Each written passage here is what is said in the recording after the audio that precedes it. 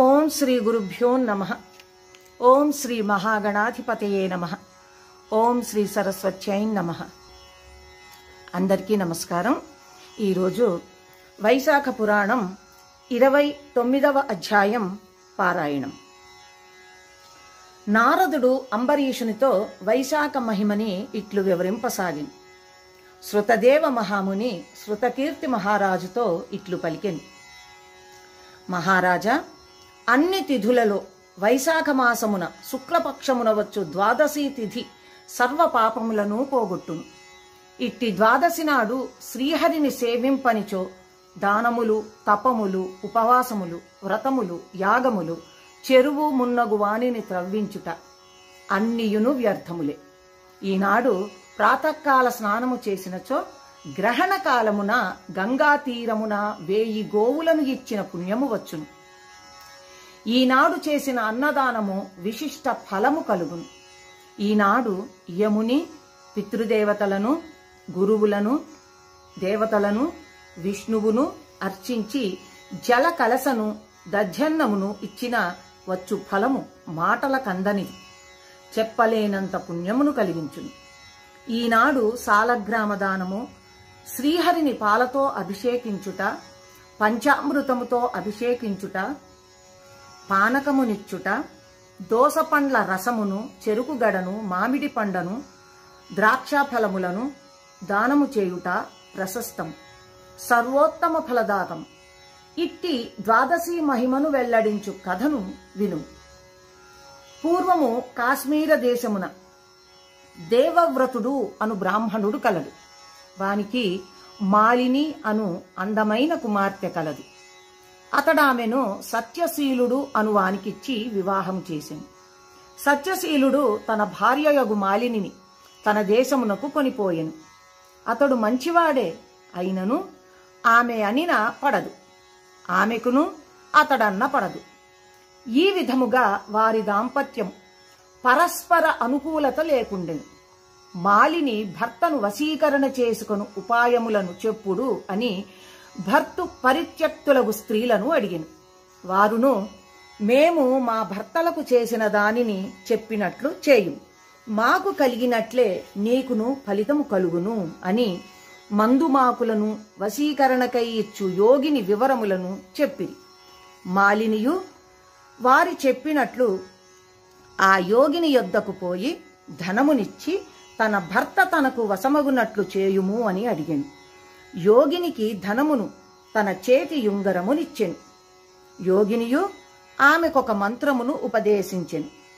అన్ని ప్రాణులను స్వాధీనమయ్యడి చూర్ణమునిచ్చుచున్నాను, దీనిని నీ భర్తతే తినిపించుము.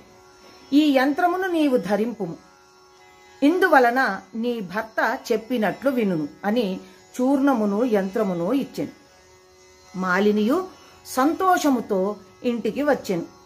యోగిని చెప్పిన మంత్రమును అనుష్ఠించెను. చూర్ణమును భర్తతే తినిపించెను. యంత్రమును తాను కట్టుకొనెను. ఆమె భర్తకు ఆ చూర్ణమును తినుచటే వ్యాధి కలిగెను. మరికొన్ని దినములకు ఏమియును అనలేనివాడు, చేయలేనివాడును అయ్యెను. దురాచారురాలు అగు ఆమె భర్త మరణించినచో తాను అలంకారములను విడువవలసి వచ్చునని బాధపడెను. మరల యోగిని వద్దకు పోయెను. ఆమె ఇచ్చిన దానిని భర్తతే తినిపించెను. వాని ఆరోగ్యము బాగుపడెను. కాని ఆమె స్వేచ్ఛగా చరించుచు విటులతో కాలక్షేపము చేయుటచే ఆమెకు వ్యాధులు కలిగి పలు బాధలు పడి తుదకు మరణించెను. యమలోకమును చేరి పెక్కు చిత్ర విచిత్రములగు హింసలను అనుభవించెను. పలుమార్లు కుక్కగా జన్మించెను. కుక్క రూపమున్నను ఆమెకు వ్యాధులు తప్పలేదు.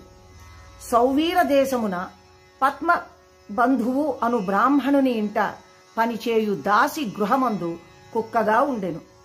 ఇట్లు 30 సంవత్సరములు గడిచినవి. ఒకప్పుడు వైశాఖ మాసమున ద్వాదశి నాడు పద్మబంధువు కుమారుడు నదీ స్నానము చేసి తిరిగి వచ్చి తులసి అరుగు వద్దకు వచ్చి పాదములను కడుగుకొనెను. సూర్యోదయమునకు ముందే వచ్చిన దాసితో పాటు వచ్చిన కుక్క తులసి అరుగు కింద పండుకొని ఉన్నది. బ్రాహ్మణుడు పాదములు కడుగుకొన్న నీరు అరుగుపై నుండి జారి క్రింద పడుకున్న కుక్కపై పడెను. ఆ పవిత్ర జల స్పర్శ చేత కుక్కకు పూర్వజన్మ స్మృతి కలిగెను. తాను చేసిన పాపములకు మిగుల పశ్చాత్తాపము కలిగెను. తాను చేసిన దోషములను అన్నింటినీ చెప్పి, విప్రోత్తమ, దీనురాలనైన నాపై దయయుంచి వైశాఖ శుద్ధ ద్వాదశి నాడు చేసిన పుణ్యకార్యములను పుణ్యఫలమును నాకు ధారపోసి రక్షింపుము అని బహువిధములుగా వేడుకొనెను. కుక్క మాటలాడుటయేమని ఆశ్చర్యపడిన ఆ బ్రాహ్మణుడు అది చేసిన పాపములను విని ఏవగించుకొనెను. తాను ద్వాదశి నాడు చేసిన ప్రాతకాల నదీ స్నానము, పూజ, కథాశ్రవణము, జపము, తపము, హోమము, ఉపవాసము మున్నగు పుణ్యకార్యముల పుణ్యఫలమును ఇచ్చుటకు అంగీకరింపలేదు. కుక్క రూపముననున్న మాలిని మరల పెక్కు విధములుగా దీనురాలై ప్రార్థించెను. కాని బ్రాహ్మణుడు అంగీకరింపలేదు. అప్పుడా కుక్క మిక్కిలి దీనముగా, దయాశాలి పద్మబంధు, నన్ను దయచూడుము. గృహస్థు తను పోషింపదగిన వారిని రక్షించుట ధర్మము.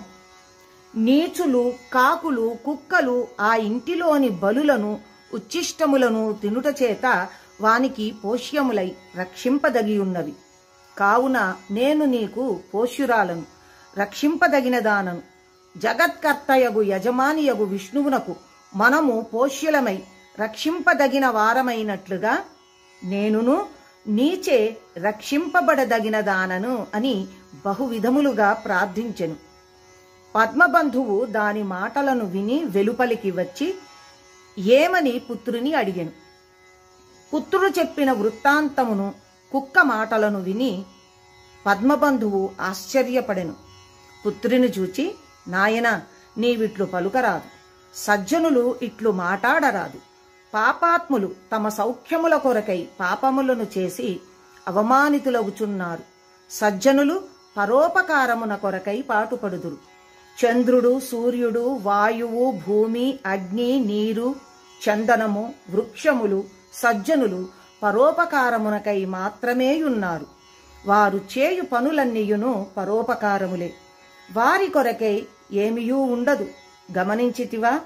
రాక్షస సంహారమునకై దధీచి దేవతలకు దయతో తన వెన్నెముకను దానము చేసెను. పావురమును రక్షించుటకై శిబిచక్రవర్తి ఆకలిగల డేగకు తన మాంసమునిచ్చెను. జీమూత వాహనుడు అనురాజు సర్పరక్షణకై తనను గరుడునకు అర్పించుకొనెను. కావున భూసురుడు అనగా భూమిపై ఉన్న దేవత అనగా బ్రాహ్మణుడు దయావంతుడై ఉండవలయును. మనస్సు పరిశుద్ధముగా ఉన్నప్పుడు దైవము శుభములను వర్షించును. మనశ్శుద్ధి లేనిచో దైవము వర్షింపదు. చంద్రుడు ఉత్తమాది భేదము లేకుండా వెన్నెలను అంతటా ప్రసరింపజేయుచున్నాడు కదా. కావున నేను దీనురాలై అడుగుచున్న ఈ కుక్కను నా పుణ్య కార్యముల ఫలములనిచ్చి ఉద్ధరింతును అని పలికెను. ఇట్లు పలికి ద్వాదశి నాడు తాను చేసిన పుణ్యకార్యముల ఫలమును కుక్కకు ధారపోసి, నీవు పాపములు లేని దానవై శ్రీహరి లోకముకు పొమ్మని పలికెను. అతడిట్లు పలుకుచుండగా ఆ కుక్క రూపమును విడిచి దివ్యాభరణ భూషితురాలైన సుందరిగా నిలిచెను. బ్రాహ్మణునకు నమస్కరించి కృతజ్ఞతను తెలిపి తన కాంతితో దిక్కులను ప్రకాశింపచేయుచు దివ్య విమానమునెక్కి పోయెను. స్వర్గమున పెక్కు భోగములను అనుభవించి భూలోకమున నరనారాయణ స్వరూపుడగు దైవము నుండి పుట్టి ఊర్వశిగా ప్రసిద్ధినందెను. యోగులు మాత్రమే పొందునట్టి, అగ్నివలె ప్రకాశించునట్టి, సర్వోత్తమమగునట్టి, ఎట్టివారికైనా మోహమును కలిగించునట్టి పరమార్థ స్వరూపమగు సౌందర్యమునందెను.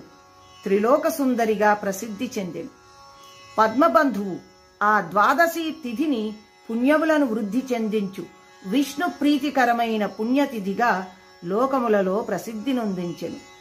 ఆ ద్వాదశి తిథి కొన్ని చోట్ల సూర్య చంద్ర గ్రహణముల కంటే సమస్త యజ్ఞ యాగాదుల కంటే అధికమైన పుణ్యరూపం కలదై త్రిలోక ప్రసిద్ధిమయ్యెను అని శృతదేవుడు శృతకీర్తికి వైశాఖ శుద్ధ ద్వాదశి మహిమను వివరించెను అని నారదుడు అంబరీషునకు వైశాఖ మహిమను వివరించుచు చెప్పెను. ఇంతటితో 29వ అధ్యాయం పారాయణం కూడా ముగిసింది. తిరిగి రేపటి పారాయణంలో కలుసుకుందాం.